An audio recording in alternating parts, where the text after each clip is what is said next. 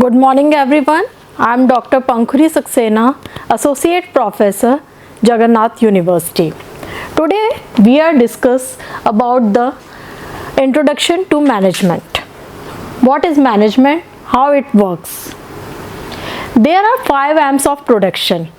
For proper functioning of the organization, these 5 M's are required. These are the man, machine, material, method, and money. These M's are required for the proper functioning, proper working of the organization, in which the man is the important resource, most important resource. Why? Because the man is the only resource who can manage machine, who can manage material, method, and money in the organization.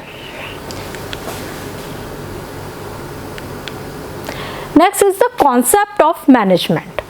What we understood about the term management?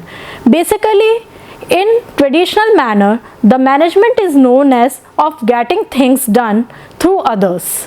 But in today's era, the things are changed. There is more participation of the employees in the each and every level of the organization. The traditional concept of management is the art of getting things done through others. Management consists of getting things done through others. A manager is one who accomplishes organizational objectives by directing the efforts of others. What are the goals of the organization? All the members or all the employees work towards achieving those goals. The modern concept of the management is establishing an effective environment for people operating in the formal organizational group. Management is the coordination of all the resources through the process of planning, organizing, directing, and controlling to attain the stated objectives. Then the features of the management. Management as a process, management as an activity, management as a discipline, management as a group, management as a science, management as an art, management as a profession. Now we will discuss about the features of the management. Management as a process. Why management is called as a process? Because management is a systematic method of handling the activities. Management is the process of getting things done with the aim of achieving organizational objective, activities, or we can say the goals of the organization in a proper process or in the proper manner. Second, management as an activity. Management as an activity can be understood in the terms of action performed by the managers to achieve organizational objectives within the constraints of internal and external environment. There are 2 types of environment that those affect the organizational activities, that are the internal and the external environment. Management as an activity thus defined as the role of the manager, the actions that the manager has taken to achieve the organizational objectives. Next, management as a discipline. Management as a discipline refers to the branch of the knowledge. Management as discipline means it is a branch of the knowledge which is connected to study the principles and the practices of basic administration, how the organization works. It involves the management as a discipline. Next, management as a group. As we already discussed, the organization is the group of people who work together to attain the organizational objectives. So, the basic concept of management is the group of people who work together to attain organizational objective. Management as a group of people refers to those persons who perform the functions relevant for managing the organization. What is the requirement of the organization? All the employees work towards to attain those objectives or those activities. Next, management as a science. Management can be defined as a systematic and organized body of knowledge based on the logically observed findings, facts, and events. As a science, management works in a systematic manner with the requirement of the facts, findings, whatever they have, they work accordingly. Next, management as an art. Art implies the application of knowledge or skills. That means the theoretical knowledge that we have to apply them in the management. In what basis? Let's study. Art implies application of knowledge and skills to trying about desired result. What results are required? Management work accordingly. An art may be defined as a personalized application of journal theoretical principles for achieving the best possible results. Management as a profession.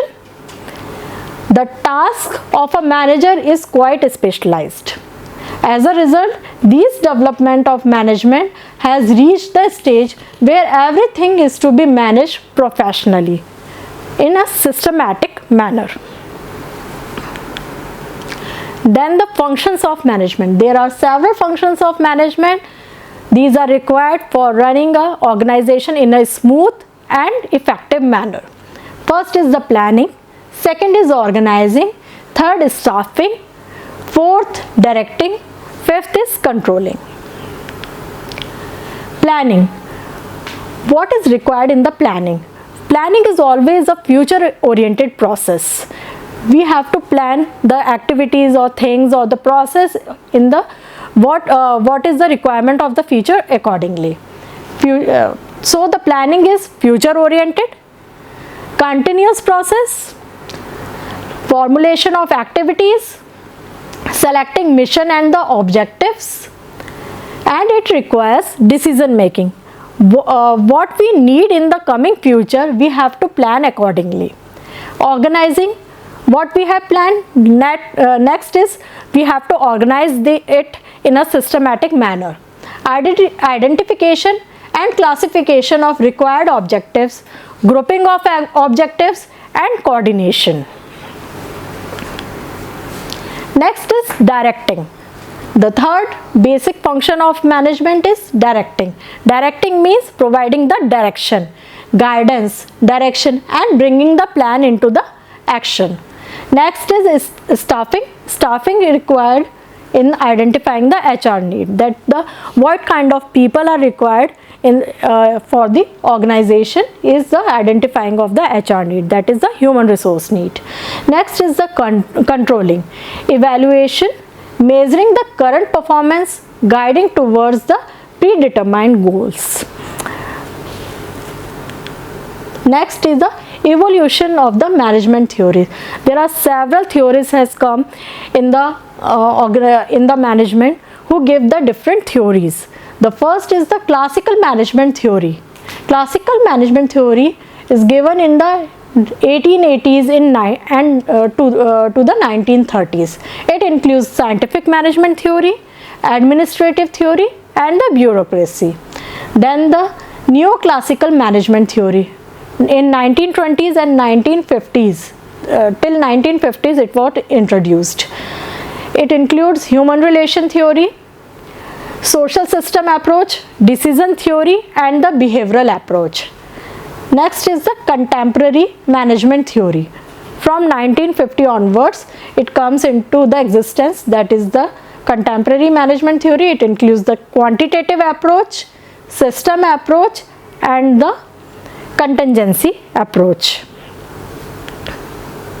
Scientific management theory. Scientific management theory is given by the Frederick W. Taylor, who is also known as father of scientific management. According to the Taylor, the productivity was affected because the productivity of the employees are affected by the several factors. These factors, those the Taylor identified was there were no effective work standards. If the work standards are not effective, then the productivity certainly reduced. No incentives, employees were paid on the hourly basis. Workers were asked to take up the job unrelated to their abilities or aptitude. If the workers are doing the job which are not the part of their skills or the aptitude, the productivity is definitely decrease. Then what are the things that the Taylor gives are the base of the scientific management theory. The first one is to overcome all these factors. Taylor gives the study the works scientifically, select the workers and train them scientifically. What are the skills required for accomplishing a particular kind of job? Then train the workers accordingly so that they can easily attain the organizational objectives and standards. Match the job and the workers. Distribute the gains between the employees and the employers. What are the benefits that the organization is getting by attaining the organizational goals? They have to distribute the gains between the employees as well as between the employers. Thank you.